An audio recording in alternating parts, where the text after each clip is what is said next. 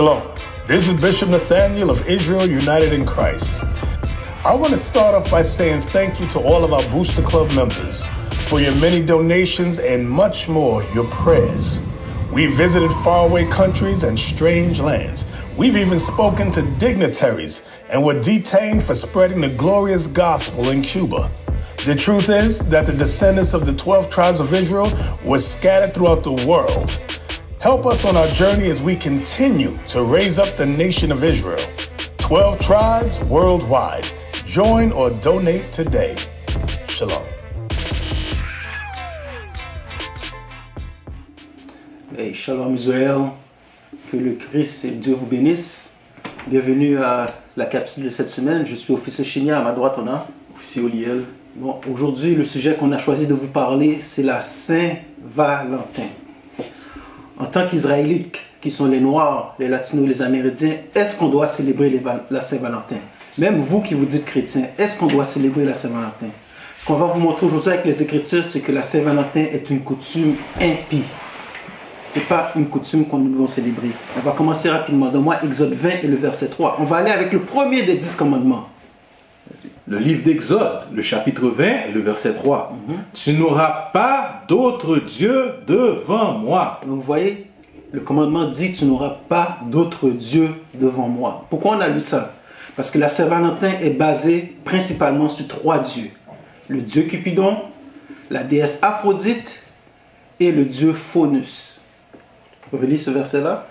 Exode, chapitre 20, verset 3. Tu n'auras pas d'autre Dieu devant moi. Donc si tu célèbres la Saint-Valentin, tu célèbres ces 3 dieux-là. Tu enfreins le premier des 10 commandements de la Bible. Ok, maintenant on va vous lire un peu d'histoire. Donne-moi Cupidon. Qu'est-ce que on peut lire sur Cupidon? Vous pouvez trouver ça sur Internet, Wikipédia. Ok, Cupidon. Parce que la Saint-Valentin, c'est relié à Cupidon. C'est un des premiers personnages qu'on parle de la Saint-Valentin. On va voir c'est quoi l'historique de Cupidon.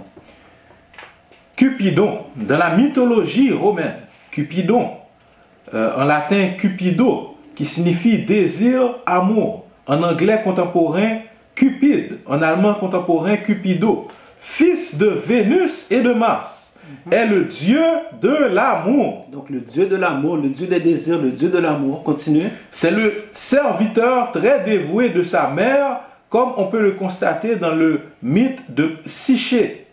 Cupidon est assimilé au dieu Eros, qui semble être sa représentation grecque.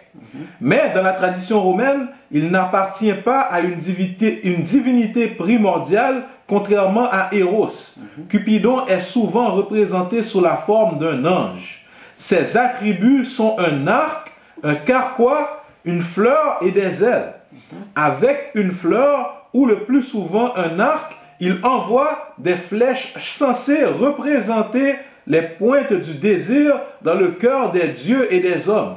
Selon la mythologie, quiconque est touché par les flèches de Cupidon tombe amoureux de la première personne qu'elle voit à ce moment-là. Donc vous voyez, Cupidon représente les désirs, l'amour. Ok, dans la mythologie, la première personne qui reçoit la flèche tombe amoureux de l'autre personne. Donc ça peut être n'importe qui. Ça peut être une femme, un homme, un enfant, et même, je vais vous dire, vous allez voir plus tard, un animal. N'importe qui reçoit la flèche tombe amoureux de cet enfant, de cette personne-là. Même regardez, cherchez sur Internet.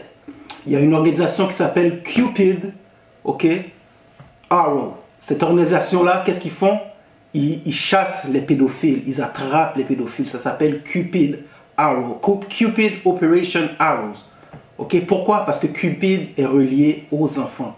C'est pour ça la représentation, c'est un petit enfant avec des flèches. Et ça revient à la pédophilie.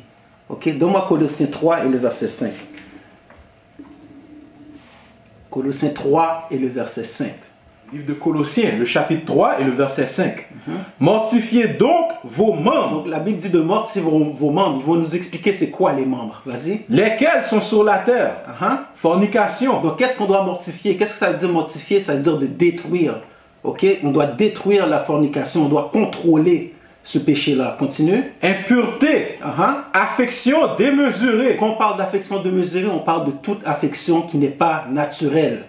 Ok, un homme qui a une affection démesurée, un désir pour un enfant, c'est une affection démesurée. Un homme qui a des désirs pour un homme, c'est une affection démesurée. Une femme qui a un désir pour une femme, c'est une affection démesurée. Donc la Bible dit de détruire ces affections-là. Ok, continue.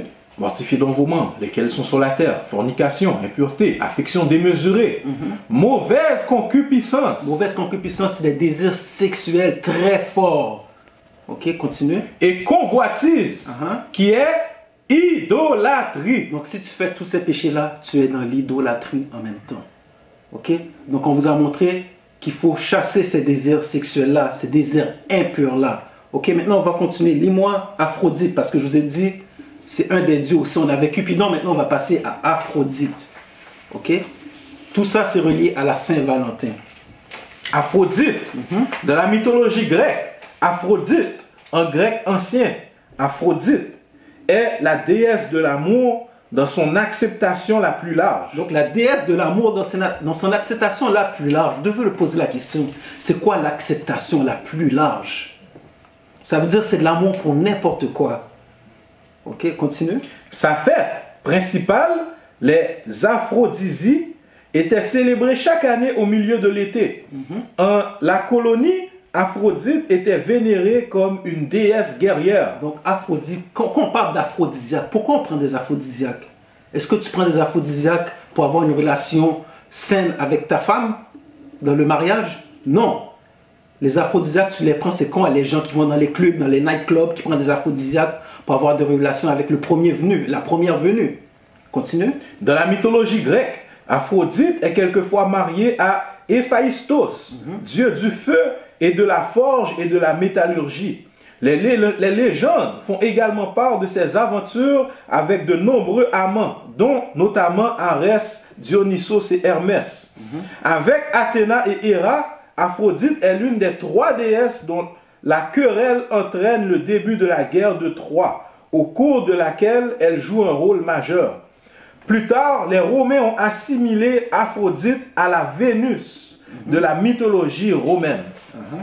Aphrodite a été présentée dans l'art occidental comme un symbole de la beauté féminine et elle apparaît dans de nombreuses œuvres artistiques depuis la Renaissance jusqu'à nos jours. Donc on vous montre que c'est une déesse grecque. Ok, n'oubliez pas, tu n'auras pas d'autre dieu devant moi. Ok, lis-moi cette partie-là ici. Déesse de l'aube indo-européenne. On parle toujours d'Aphrodite. Vas-y. Certains mythologues comparatifs ont affirmé qu'Aphrodite était un aspect de la déesse grecque de l'aube, Eos, et qu'elle résultait donc en définitive de la déesse de l'aube indo-européenne, grecque, latin Aurora. Deborah Dickman Boedeker souligne ainsi que la désignation de l'Aphrodite comme fille de Zeus, ou selon la tradition d'Ouranos, rejoint celle de l'aurore comme fille du ciel dans la tradition indo-européenne. Dans la tradition indo-européenne, on a la déesse Aurore. C'est la même chose que la déesse grecque Aphrodite. Ok, maintenant on va vous lire la déesse de l'aurore, une description d'elle. Lis-moi cette partie-là. À l'origine, déesse de l'aurore, elle est devenue la déesse de l'amour sous toutes ses formes, incluant la prostitution. Incluant quoi? La prostitution. La déesse de l'amour sous toutes ses formes, incluant la prostitution. Je laisse mariner ça dans votre esprit. Maintenant, donne-moi la définition de la Saint-Valentin. La définition de la Saint-Valentin. Saint-Valentin, le jour de la Saint-Valentin, le 14 février, est considéré dans de nombreux pays comme la fête des amoureux. Donc c'est supposé être la fête des amoureux. Vas-y. Les couples en profitent pour échanger des mots doux et des cadeaux comme preuve d'amour, ainsi que des roses rouges qui sont l'emblème de la passion. Le 14 février correspond dans la religion romaine au Lupercal, fête faunesque se déroulant du 13 au 15 février. Donc la Saint-Valentin est basée sur une fête romaine qui s'appelle Lupercal, qui se célébrait du 13 au 15 février. Maintenant, on va lire un peu sur Lupercal. Lupercal, tout ce qu'on lit, vous pouvez retrouver ça sur Wikipédia. Vas-y. Lupercal ou Lupercalia sont dans la Rome antique des fêtes annuelles célébrées par les Luperques du 13 au 15 février, près d'une grotte nommée le Lupercal, situé au pied du mont Palatin, et probablement découverte en novembre 2007. en l'honneur de Faunus, dieu de la forêt et des troupeaux. Retenez ce nom-là, Faunus, ok, le dieu de la forêt et des troupeaux. Continue. Déroulement. La fête de Lupercale est une fête de purification qui avait lieu à Rome du 13 au 15 février, c'est-à-dire à la fin de l'année romaine, qui commençait le 1er mars. Le Lupercale, prêtre de Faunus, sacrifiait un bouc à leur dieu dans la grotte du Lupercale, au pied du mont Palatin, où, selon la légende, la louve allait allaiter Romulus et Rémus, après avoir découvert les deux jumeaux sur un figuier sauvage, le Ficus ruminalis, situé devant l'entrée de celle-ci, avant qu'elle ne soit recueillie et élevée par le berger Fautulus et son épouse Acca Larentia, une prostituée surnommée Lupa, en latin la louve. Donc, encore le terme de la prostitution, encore une fois, continue. Par les autres bergers de la région. Il est à noter que le terme figuier sauvage ne s'applique qu'au figuier commun mâle, aussi appelé caprifiguier, c'est-à-dire figuier du bouc. Lis-moi cette partie-là ici. La fête de Lupercale est une fête de purification. En début de l'année, les Luperques figuraient les esprits de la nature, dont Faunus, dieu de la fête, était le chef de file. Il s'agitait d'un rite très ancien attribué au roi légendaire Évone qui aurait régné sur la région avant la fondation de la Rome. Donc on parle du dieu Faunus. Okay? La Saint-Valentin est basée sur les Lupercales qui était une fête romaine en l'honneur du dieu Faunus. Maintenant on va lire un peu sur le dieu Faunus. Okay? Parce que c'est vraiment important de comprendre les origines de ces choses-là. Okay? En tant que peuple, nous sommes détruits de connaissances. Nous manquons de connaissances. C'est pour ça qu'on célèbre toutes ces fêtes-là, sans savoir les vraies origines. Vas-y, lis-moi ça. Faunus. Faunus est dans la mythologie romaine le dieu à cornes de la forêt, des plaines et des champs. Quand il a rendu le bétail fertile, il s'est appelé Inus. Faunus appartient aux plus anciennes divinités romaines, connues sous le nom de Indigenetes, selon le poète épique Virgile. Il a été un roi légendaire des Latins. Faunus, sous le nom de Fatus, est également lié à la prophétie et aux oracles qu'il rend dans le bosquet sacré de Tibur autour du puits d'Aburnéa et sur la colline de l'Aventin dans la Rome antique même. Donc vous voyez, c'est toutes des mythologies romaines, grecques, babyloniennes. Ok, ça n'a rien à voir avec les Écritures. Continue. W. Ward Fowler a suggéré que Faunus est identique à Favonius, l'un des dieux du vent romain. Faunus est très probablement d'origine indo-européenne, origine qui appartient avec le dieu védique Rudra, dieu également associé à la nature sauvage et au vent. Il a été par la suite assimilé dans la littérature au dieu grec Pan. Au dieu grec quoi? Pan. Au dieu grec Pan ou Pan. Avez-vous déjà entendu parler du terme pansexuel? C'est quoi un pansexuel? C'est quelqu'un qui va avoir des désirs sexuels pour n'importe qui, que ce soit une femme, que ce soit un enfant, que ce soit un animal. Ça vient du dieu Pan. Le dieu Pan, c'est le dieu moitié homme, moitié chèvre. C'est le dieu que l'industrie du cinéma et l'industrie de la musique vénèrent. Okay? La fluidité sexuelle. Okay? C'est le dieu de ce monde. Okay? Maintenant, retournons dans les Écritures. Comme on vous a montré, la Saint-Valentin est basée sur différents dieux. C'est de l'idolâtrie. Ça n'a rien à voir avec la Bible. Donne-moi Psaume 96, le verset 5. Le livre de Psaume, le chapitre 96 et le verset 5. Car tous les dieux des nations... Donc on parle de Faunus, on parle d'Aphrodite, on parle de Cupidon, on parle de Pan, les dieux des nations. Vas-y. Car tous les dieux des nations sont des idoles. La Bible a dit que ces dieux-là sont des idoles. Si tu suis la Bible, si tu te dis chrétien, tu ne dois pas célébrer la Saint-Valentin car c'est la célébration des idoles des nations. Ok, donne-moi 1 Thessaloniciens chapitre 4, les versets 2 à 5. 1 Thessaloniciens chapitre 4, les versets 2 à 5. Qu'est-ce qu'on est en train de vous montrer? C'est que la Saint-Valentin est une coutume impie, ce n'est pas une coutume biblique. Vas-y. Le livre de 1 Thessaloniciens, le chapitre 4 et le verset 2. Car vous savez quel commandement nous vous avons donné par le Seigneur Jésus. Donc on a reçu des commandements par Jésus. C'était quoi les commandements? C'était suivre la parole de son Père. Les commandements qu'il nous ont donnés depuis le début. Continue. Car voici la volonté de Dieu, c'est-à-dire votre sanctification. Comment tu te sanctifies? En suivant par la parole. C'est quoi la parole? Les lois et les commandements de Dieu. Est-ce que les commandements de Dieu te disent de célébrer la Saint-Valentin? Non, les commandements de Dieu te disent de t'abstenir des idoles.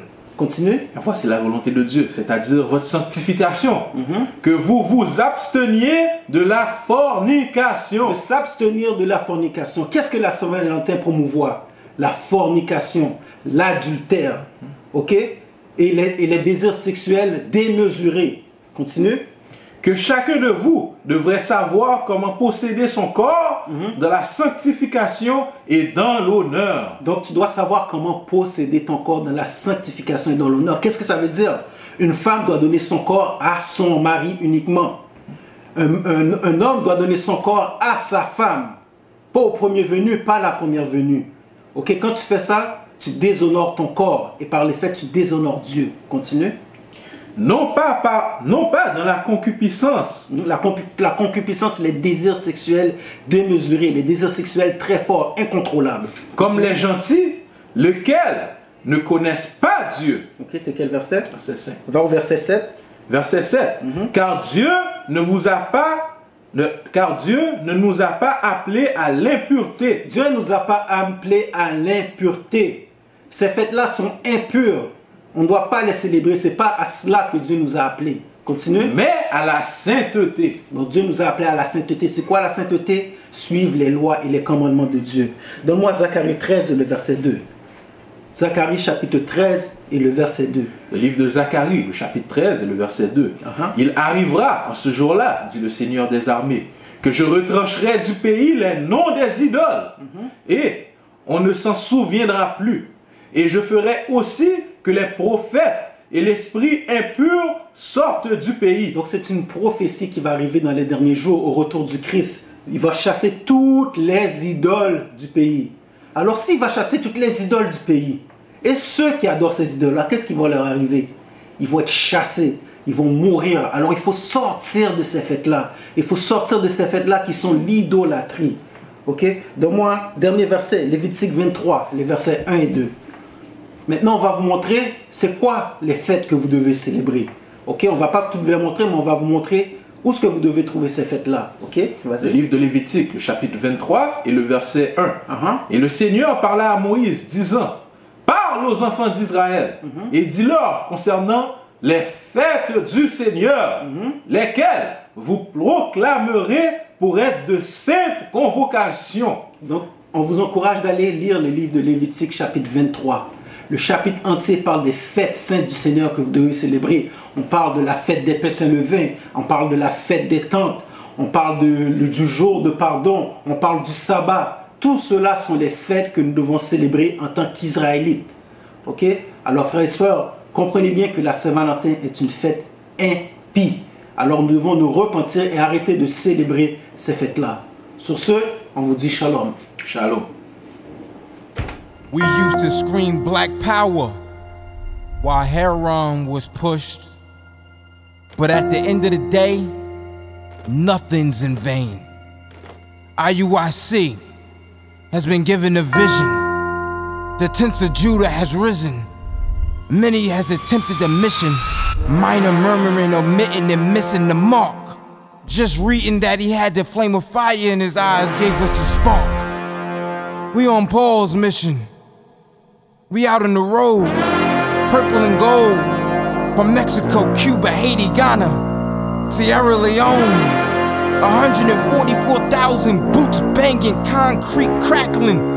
These are our men repented at heart. The scriptures is proof. IUIC, we deliver the truth.